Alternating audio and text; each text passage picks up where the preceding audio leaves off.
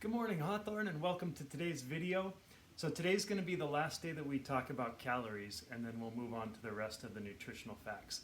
I thought of you all yesterday because when we were talking about nutritional facts, the Girl Scouts make it really easy to see on the side of their box of cookies how many calories and all kinds of other nutritional facts are in a couple cookies. And then yesterday, I had one of my favorite snacks. Oops, upside down. I had a Reese's Peanut Butter Cup, one of my favorites.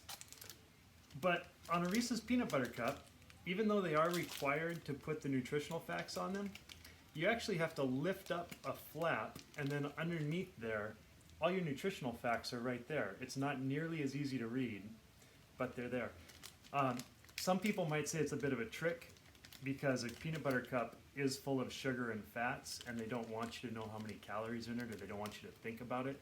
And it's possible, but we're smarter than that. We know that if a food is full of fats and oils and sugar, it's going to have more calories than something like a fruit or a vegetable that doesn't have as many fats and sugars and oils in it. So just be aware of what you're putting into your body. That's the main thing. And calories are often considered to be bad things, but depending on what you're doing, calories are actually really, really important. One of my really good friends, one of the men that I taught with when I was first becoming a teacher, used to do 100-mile races. He would run 100 miles, sometimes more, sometimes a little less. But in order to give his body the energy that he needed for those 100 miles, he would melt ice cream and then put the melted ice cream into water bottles so that he could drink it, because water doesn't have any calories and his body needed calories because he was burning so many by running for that long. A 100-mile race takes over a full day. I think it takes upwards of 30 hours. To be perfectly honest, I wouldn't know because I have no desire to run 100 miles. But when your body is burning that many calories, you need to make sure that you're putting calories into it, or else your body just hits a wall and can't go any further. On a similar but much less painful note, my friend Joe and I went for about a 40-minute run this morning, and at the end of that run, we stopped at Top Pot Donuts and had a donut.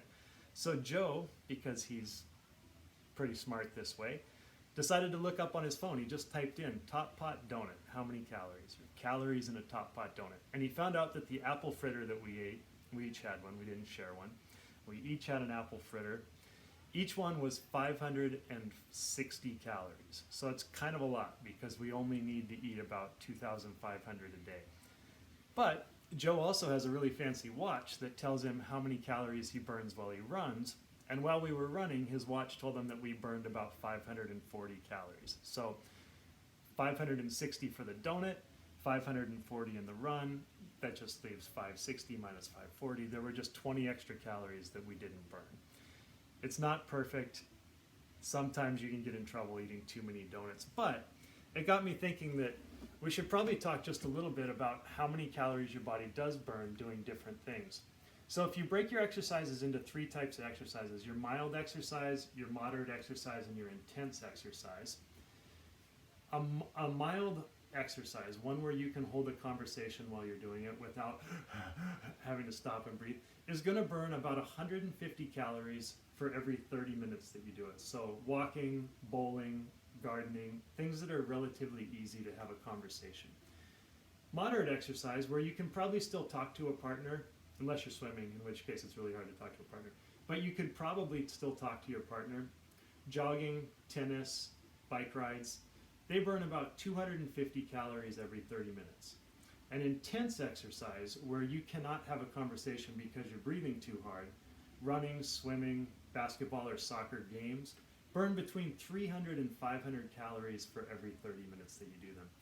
Now, it's important to note that any of these sports can really be anywhere. I've played basketball where I'm basically just walking around and shooting. In that case, basketball comes down to mild. I've been in yoga classes where it's really easy to talk to people. I've also been in yoga classes where I've had to lay down on my mat to catch my breath because it's been too hard and too hot. So these exercises, depending on how hard you work, they can move from mild to moderate to intense. But 150 if you're just kind of moving around and staying warm. 250 for every 30 minutes if you're actively making yourself work a little harder, and if you're challenging yourself to move as hard or as fast as you can. 300 to 500 and even more every 30 minutes. So that means that depending on how you exercise, you should also adjust your diet a little bit. If you work out hard, Mrs. Green and I were both on the crew team, the rowing team, when we were in college. And at that point, we would often just eat as much as we could because we were burning so many calories. While I'm stuck at home, quarantined and teaching on a computer, I'm trying not to eat as many calories. I've made my ice cream bowls smaller because I'm not running around the gym with you all day. I've tried to make myself go outside and do my exercises for at least an hour a day, and having friends like Joe has helped a lot. Today's exercise, and I'm in my living room because I want to be able to make sure that you can see me do this a little bit coming towards the camera. We're going to do a plank walk, and if you want to challenge yourself, you can turn that plank walk into a Spider-Man walk. So, a plank walk, you just start out in a high plank position like you were going to do a push-up, and then instead of pushing down and up, you go opposite hand, opposite foot. So as my right hand moves forward, my left foot moves forward. As my left foot moves forward, my right foot moves forward. And then I go backwards. To make that a little bit harder, and I'm going to back up for this one so you can see the whole way across, I drop down into a Spider-Man walk, which means I drop my body as close to the ground as I can without actually touching the ground. So it looks like this.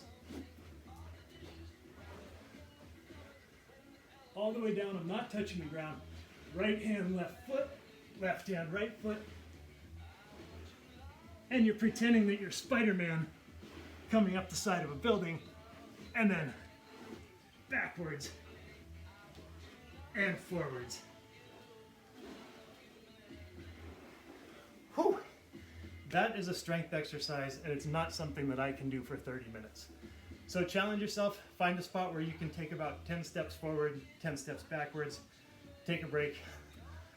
I'm at least at a moderate right now, I might even be into the intense. And then find a spot, challenge yourself. All right, great to see you, Hawthorne. Take care, miss you all.